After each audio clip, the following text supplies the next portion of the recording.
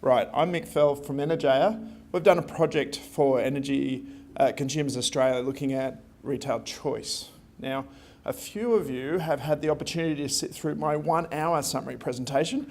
You're not getting that this morning. That goes in a bit more into the motivations behind the project, what we were trying to prove, where we were going, how we did it. But here I just want to talk to you about one aspect of it, and that's the data.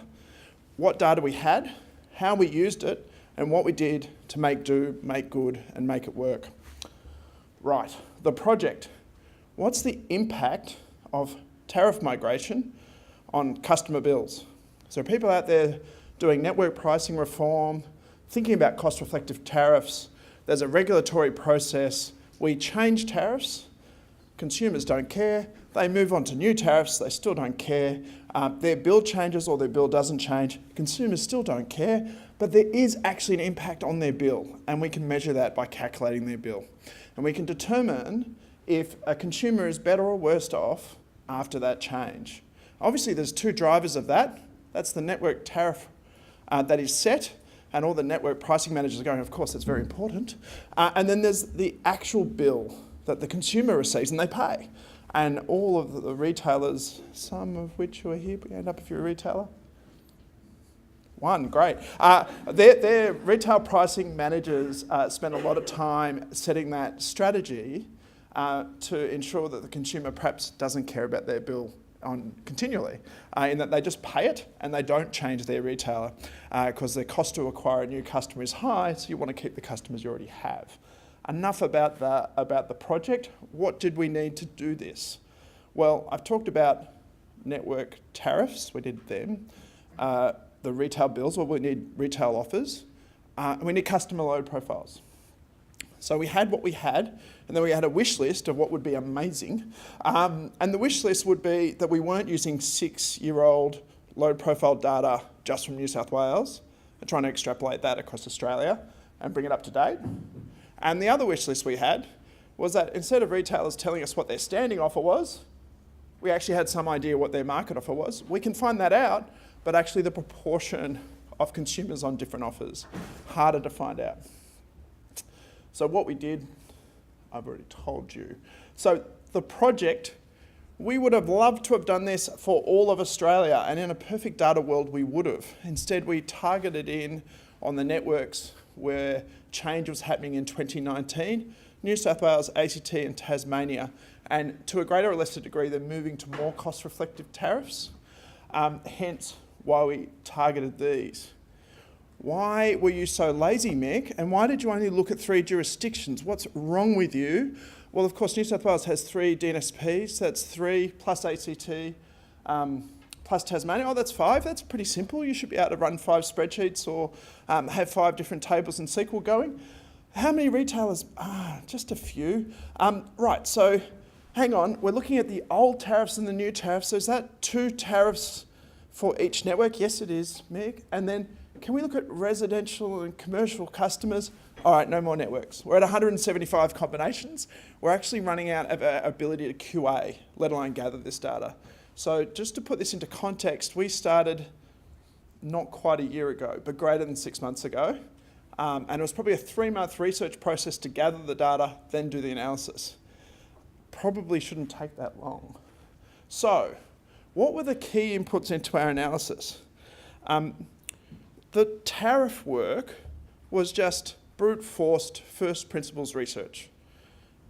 What's in the TSS, the tariff structure statement, or for retailers, what are they offering in the market? But to be able to do our bill impacts assessment, we needed some secondary research sources. So we needed to think about things like retail margins, retail costs. David's work on retail cost to serve hugely useful. We needed to allocate consumers to different tariffs. And we need to think about the cost retailers had of their wholesale market backing. But where did we really have issues or areas for improvement? So to understand what's happening in the NEM, we could have got very, very complex. Instead, we just said, what's the cost throughout the year on a 17,520 or half-hourly interval basis using the regional reference prices? We could look at the RIN data to find out customer data. We used David's report for retailer costs. Margins, we cross-checked with the recent ACCC work that was done. And obviously the network TSS statements are updated annually.